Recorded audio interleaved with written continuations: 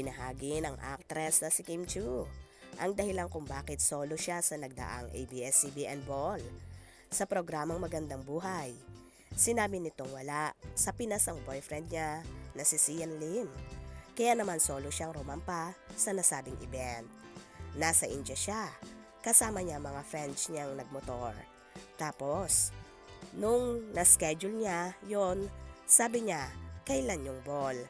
Na timing sumakto. So parang, sige, go lang. Kaya ko na ito. Ngunit, kahit solo, inamin naman ni Kim na nag-enjoy siya sa ABS-CBN Ball. Sobrang saya ng gabing yon at saka everything went perfectly. Sad ni Chinita Princess.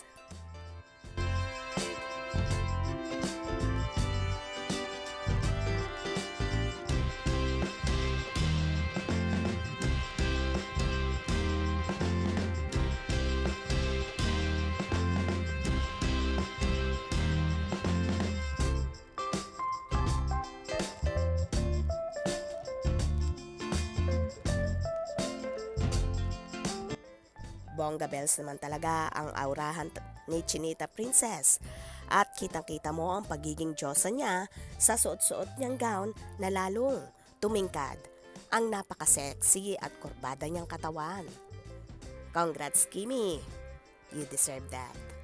Kaya naman tumutok at wag na wag pahuhuli sa mga maiinit na kaganapan. Anong inyong magiging reaction sa bidyong ito? Comment below.